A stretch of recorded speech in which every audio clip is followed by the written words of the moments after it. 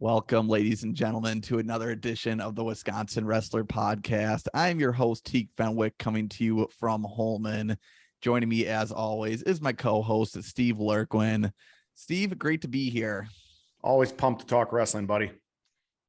Oh, yeah, we got the second half of our Fargo recap today. Before we get into that real quick, just a couple corrections from our boys recap. We did forget to mention, list down Amron Nutter, who was a runner-up at 120, and Declan Cook, who was the runner-up at 113.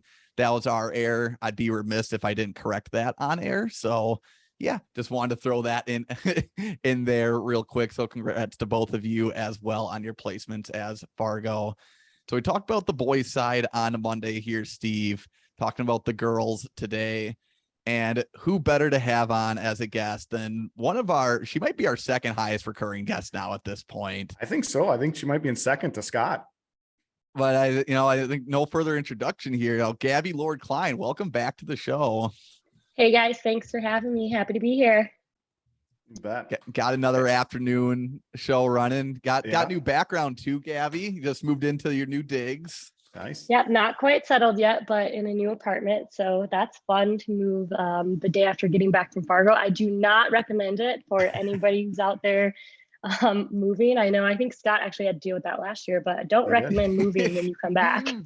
What is that? You say that I listened to the recap while I was doing stuff yesterday, and Scott did just move into a new house last. Yeah, Gabby, what is that over your right shoulder? Is that a lamp or is that like some kind of art piece there? I can't. It's a lamp. It's a lamp. My stuff's not quite set up, but I have internet and a power cord, so we're solid. What more do you need? That a bag of potato chips and a can of beans, and you're good to go, right? Yeah. Hey guys, I got to tell you this too. Teague, we have our high energy guests on, right? And obviously Gabby leads that list, but here is I got to tell you, everybody, you got to put on your bucket list watching a state heavyweight final next to one of her boys that are in wrestling, and it's a tight match. Just be prepared. You will get punched in the arm. You will get pushed over. You will get moved because I've never seen I thought I moved a lot when I'm into a match. It's one of your kids out there wrestling and stuff like that. I've never seen a person move around and sway and wrestle the match as much as Gabby did. So that was during the Masa match. Yeah, it was awesome, man. Like she's roundhouse swinging at me and all that kind of stuff. Oh, we were describing me. I forgot this happened. Yes, yeah. Oh, no. I got that comment this week as well. I was watching one of the Greco matches, and somebody texted me and they're like, "Hi, I've noticed you're a coach who can't sit still during matches." And I was like, well, just a little bit invested. That's right. So, it was awesome. Get excited. Awesome. Yeah. Before we hop into the Fargo experience here, just quick little word from our sponsors, Fun Company Game Room Store, located in downtown New Lisbon. It has everything you need to spruce up your home. They have pool tables, dartboards, and arcade games, perfect for a basement or a bar, along with all the accessories from dart tips to pool sticks. As for outdoor fun, they have a variety of hot tubs and Traeger grills to keep you warm this winter. Also sold are meat church and Traeger rubs, spices, sauces, and pellets. So head over to funcompanygameroomstore.com. If you let them know that we sent you, you do get a free accessory with your first purchase. Funcompanygameroomstore.com. It is your one-stop shop for it all. Teague, I think my favorite part of that ad read is when you say dart tips to pool sticks. It just sounds so cool. Really work on the enunciation there. Might try to do it blindfolded one of these days. There you go. So, Gabby, we got to talk about it a little bit with Scott, and I talked to a couple other people over the phone, and Fargo, it's a very complete experience. It's a long experience for sure. And Scott kind of talked about how long the days are and whatnot. You're not only coaching, you're also doing the media side of it as well. Take us through a day in the life of Gabby Lord-Klein at Fargo. Yeah, so I'm one of the few people with Wisconsin who are fortunate enough to be able to stay from start to finish. And I really like that. I like that I get to experience the camps when they start the Wednesday before competition starts Saturday. I get to experience the first set of those and then all the way through the Greco. And so a day in the life is kind of consistent once you get out to Fargo because you have a tournament starting in the morning. Typically, it'll add on to like whatever second national tournament has currently carried over from the day before. And so I got there Friday, set up next to the USA Wrestling media crew because those are my people. Shout out to Gary Abbott and Koro Sugiyama and Adam. They did a wonderful job covering, and a lot of our guys and girls ended up in their headlines because we had such strong performances. And so it's always nice to be able to sit next to them and kind of just hear their perspectives on the tournament as it's happening. And so set up in the media table, kind of check out what's going on for the day. If the girls are wrestling, you know, I was on the floor as a backup coach predominantly, but I did have 2 athletes as my number one because trying to keep track of who's doing what where between all the national tournaments while also coaching it's a handful, right? So it was fun, but basically you get there, you set up, you kind of keep tabs on all the different pieces going on. I have notifications on for all of the boys wrestling, all of the girls wrestling, and then as they're coming in. So I'm kind of just paying attention and observing the whole room. And I know, Teague, you had texted me a couple things happening on different mats, and I'm like, there is no way, anybody who is in that dome will tell you, there's no way that you can see what's going on all 27 mats. So you have an athlete coming up in one area, or you walk over to one side of the dome to watch one match, and then somebody else could be happening way over here. And it's just, if you try to pay attention to everything, it is just overwhelming, overstimulating, but it's an incredibly fun week. And I know Scott touched on this, and it's highs and lows emotionally. And part of the success, some of the strongest athletes, you know, they're never getting too high after a win. They're never getting too low after a loss. They're just in it for the long haul. And that really applies to coaches and media and everybody else as well. You know, you have to stay really level-headed and just taking everything for exactly what it is. I mean, you are invested in the matches, you're invested in your athletes, but you're also, I try to stay as level-headed as possible, because otherwise, you know, you get really high and then you get drained. So it's a fun week. Somebody asked me, they're like, oh, you ready to go home yet? And it's like Wednesday. And I'm like, we have more days. We have so many more days to be here. The whole experience overall, you know, as we get toward like the Greco matches, they start to break down a couple mats, and it just kind of becomes more intimate. It's a little less crowded. And it just, the environment kind of changes as the styles change.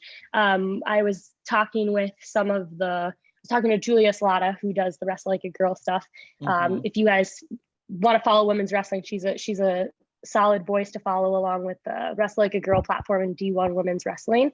And we just talked about how the energy shifts. On Wednesday, it was like totally filled with women's wrestling. It was just the junior women, and the energy is just different in the room. It is different based on who is in the room. And that same thing shows up when you have Greco.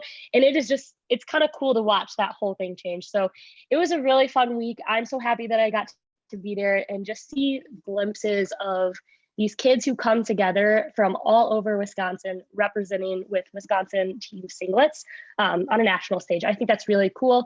And I love how great our coaching staff is, how good it is to just be around a community that is wholly committed to the sport of wrestling, to the development of our athletes as people, and the performance that the kids really brought to the stage over the last week. So it was a good time.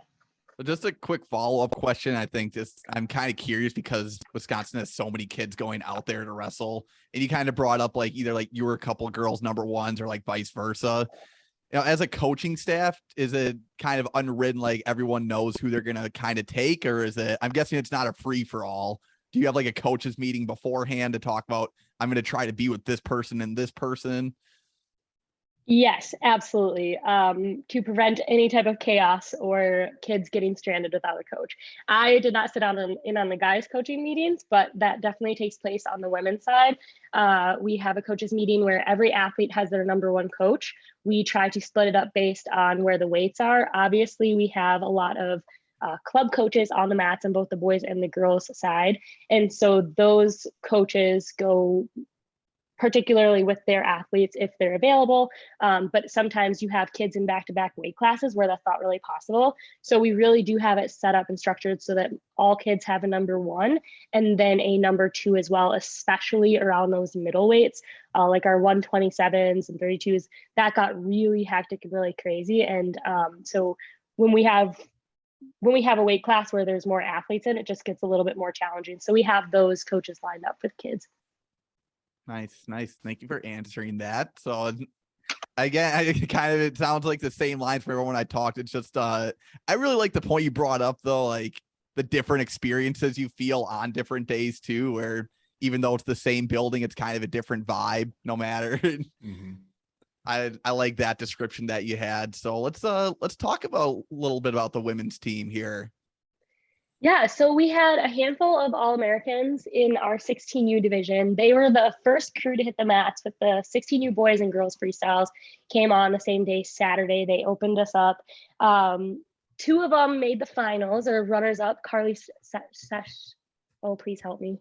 Carly yes, and Faith Bartosik both made the finals, placing runners up. You know, that's huge. We have those two. They have the talent to have taken those finals matches, you know, it just didn't go our direction on that day. And so Carly, this was her first time competing at Fargo. And so she did extremely well. And she's wrestled with a lot of, I think, high level skills, and so did Bartosik. And so they're really fun to watch wrestle.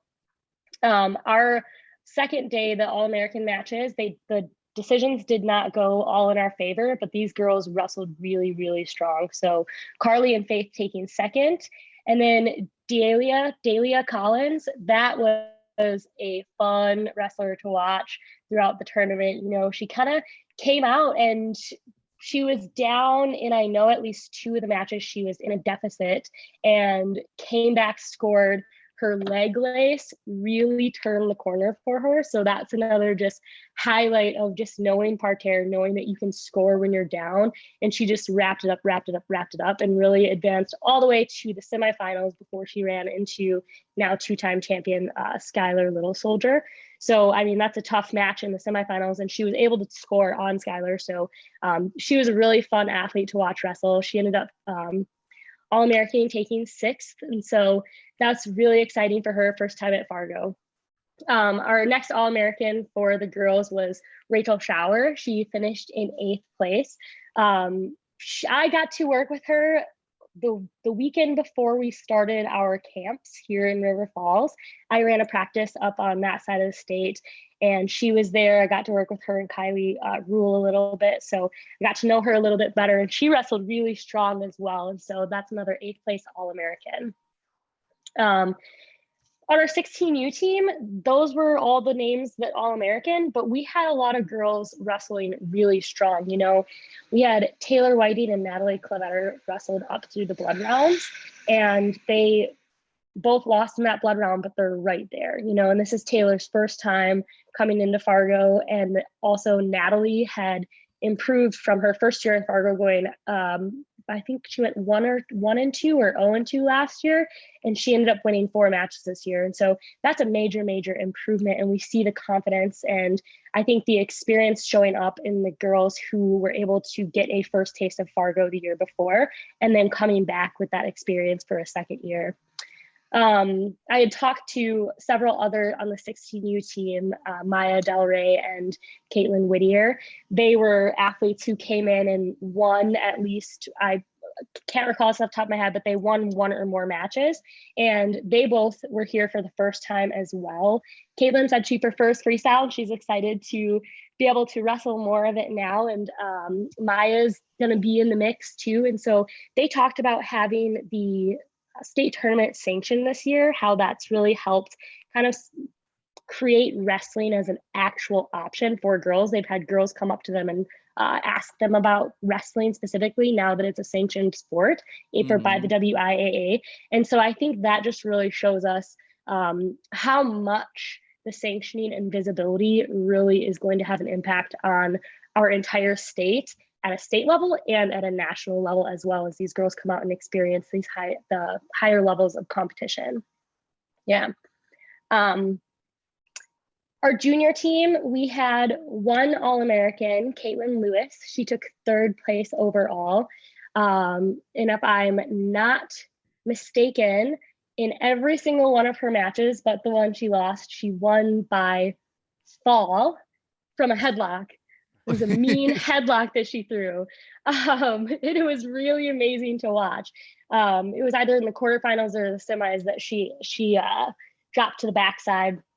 And I talked to her, and she said that she was really proud of the way that she wrestled and the way that she handled that loss and was able to come back. And so she's headed to Baker University out in Georgia for college. And so she's heading out there in just a couple weeks. And that's pretty similar to a handful of our girls that wrestled on the junior level. You know, we have Lewis going to Bruton Parker.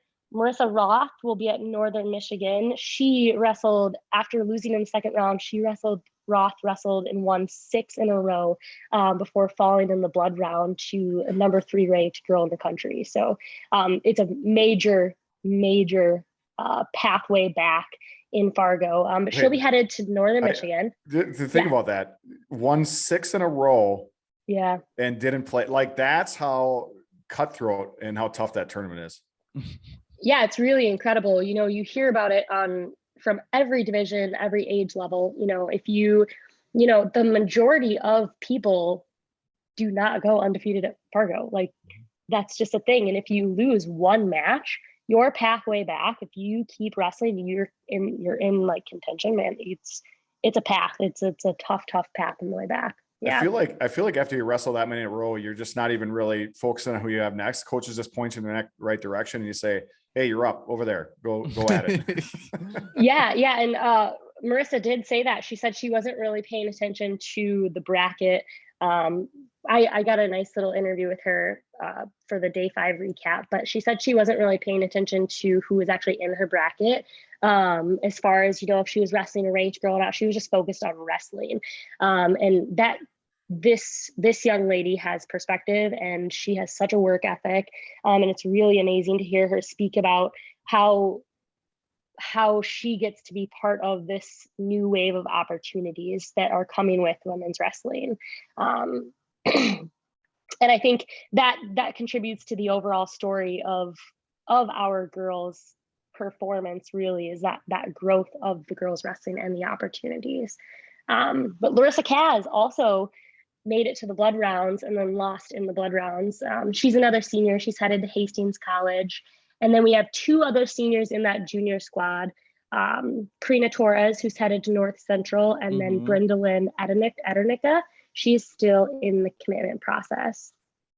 And so those are our girls that are headed off to college. And, you know, thinking about what Marissa said about the growth of women's wrestling, when our junior squad ended their day on Wednesday, and it was actually Tuesday night, that we had a lot of girls that didn't make it to the second day. You know, we had a whole lot of girls that didn't make it to the second day, including girls who, we had 8 girls win 3+ matches.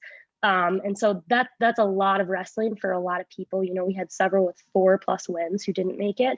And it really had me thinking, after the several days of big highlights on the guys' side, I was like, man, I've been so spoiled with the results on the men's side. You know, we have so many kids coming in, and we pushed a lot through to the All-American rounds and into the finals. And that night, I really sat down and reflected on how hard it is to All-American in Fargo. Like, these girls are coming from brackets of 126, right? This is the largest junior tournament ever for the girls, and it's celebrating 20 years of being contested in Fargo. So this was the 20-year anniversary for the junior girls, and this is the largest division. There were 940 some girls that weighed in and wrestled in the junior division. That's so many girls. And how many was that, Gabby? 940 something. They were just shy of 1,000 registered, but then by the time weigh-ins happened, it was just under 950 that competed. I was sitting next to Jason Bryant, and he is like the stats guy of wrestling. He has the Fargo Almanac. I highly recommend looking at it if you're looking for historical data. We were having a conversation and we brought up the numbers. Prior to 2015, the junior women's division had not yet reached 300 participants. So in the last 7 years, we've bumped up, 700 participants. And it has been exponential growth. And a major part of that is sanctioning and visibility, And I just go back to what Marissa was kind of talking about. She said, when I started wrestling, and she has not been wrestling that long, she said, I had really no idea how new it was and how much new opportunity I'd get to be part of. So to put this in context, Marissa's going to go wrestle at Northern Michigan, which is a D3 institution, which now has varsity women's wrestling.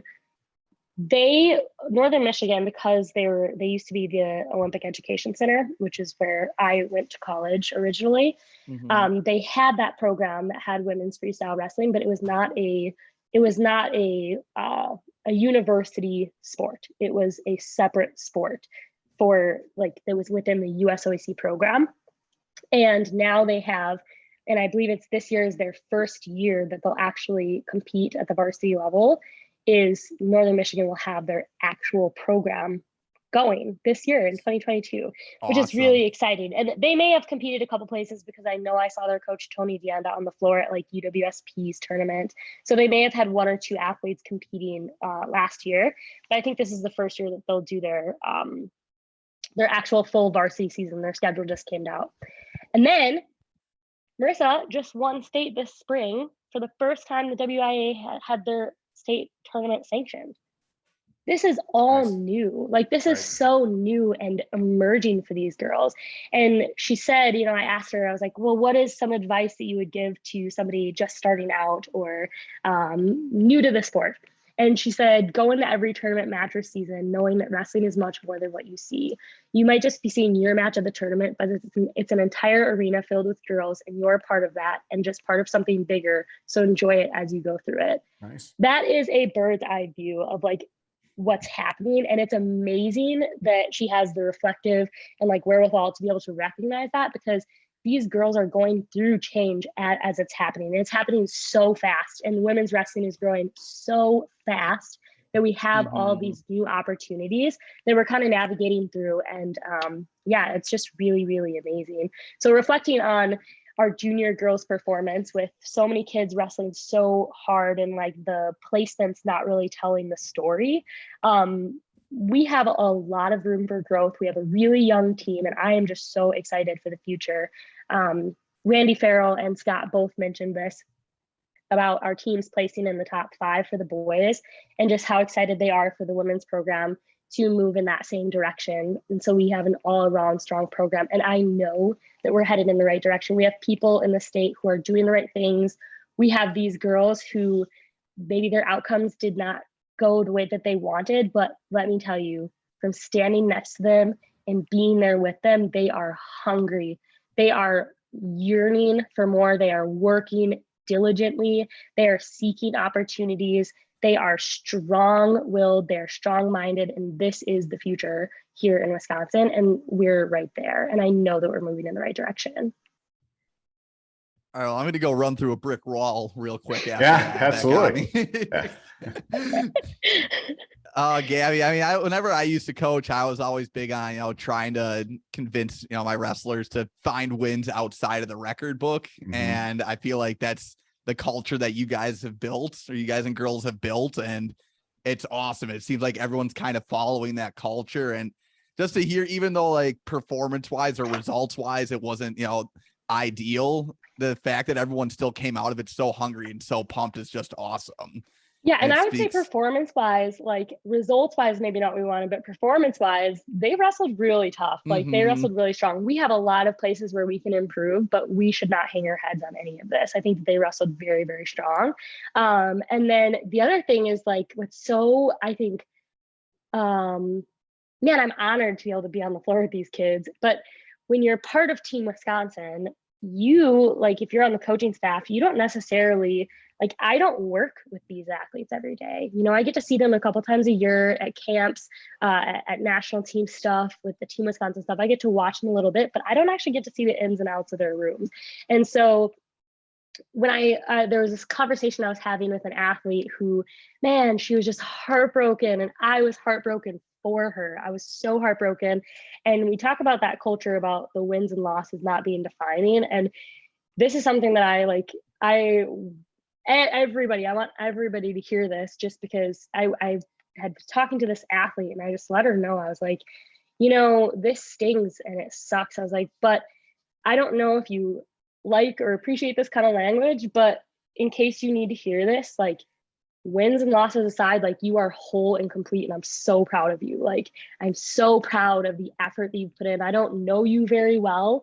I don't get to work with you hands-on, but I see your heart, like, on this mat. I see it here, and your wins and losses don't define you. You are not defined by your wins and losses, and just keep showing up the way you're showing up, because the work will pay off. Hard work pays off. And it is, I'm just so fortunate to be able to brush shoulders with these girls, and just major shout out to the clubs that are prioritizing the development of their women wrestlers, because I think that, as we've seen this year with more kids going to Fargo for the first time, we now have more touch points to programs, and they're bringing this knowledge of what is out there. You know, 1,000 girls in the arena, they're bringing this knowledge of what is out there back to Wisconsin and back to their rooms.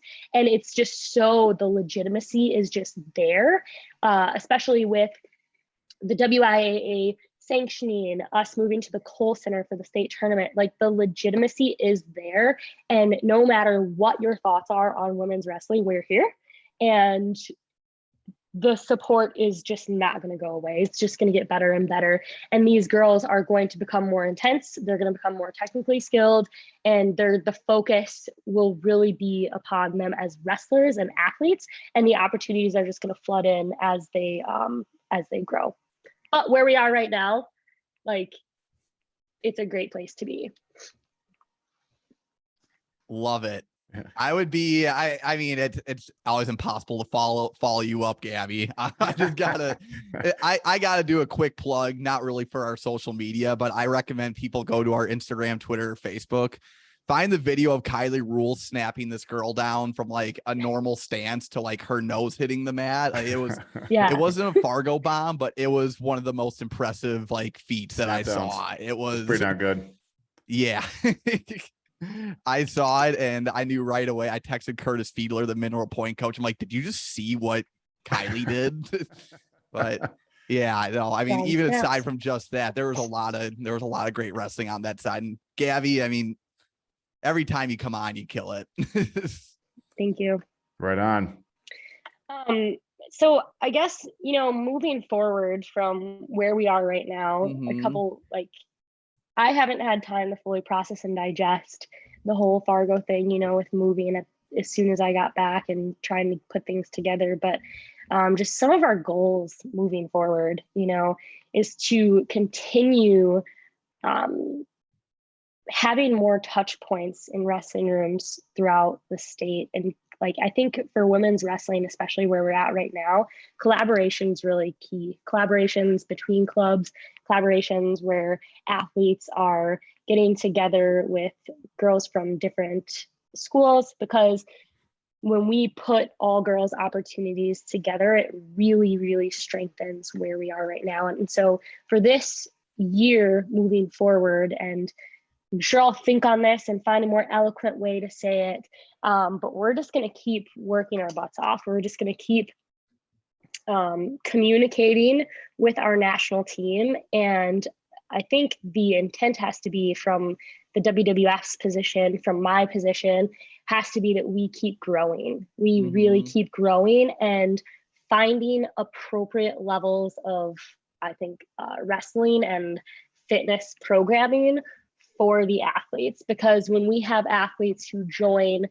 because women's wrestling notoriously, because of where we're at with it at at a national level, at a global level, is we're going to have kids who are joining wrestling as high schoolers who maybe haven't done a different sport before, and maybe need different types of engagement and programming than somebody who joins it at a youth level. And so that's going to be key for us, is to meet our athletes where they need to be met, meeting them where they are and bringing them in. Because as the growth happens, we really need to make sure that we're taking care of the athletes that are currently here.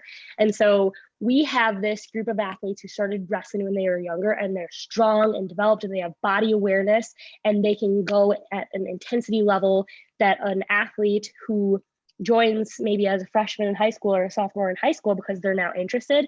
We need to meet those athletes with appropriate strength and conditioning so that they are strong enough to be able to learn dynamic skills, and skills where, they're in extended position. They need to have the shoulder strength.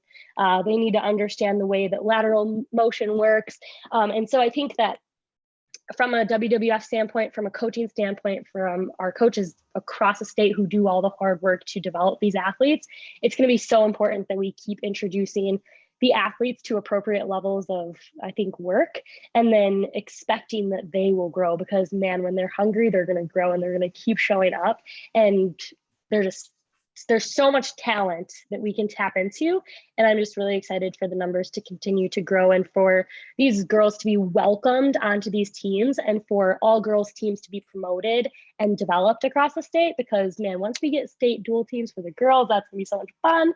And I just really look forward to that day. I really look forward to where we're going with wrestling in the women's world, and becoming more acquainted on the men's side as well, because that has just been so fun for me. I know we're talking about the girls here, but I've just really, really enjoyed becoming more acquainted with boys wrestling in our state, and being able to get to talk to and interview a couple and just be around all the talent that is in our state from the boys and the girls combined. That's a really special place that I get to be in, and not just be siloed into one place or another, but being able to see the collective. That's really cool, because there's so much that we can all learn from each other as we grow. And it's just a really fortunate place that we are in as a state.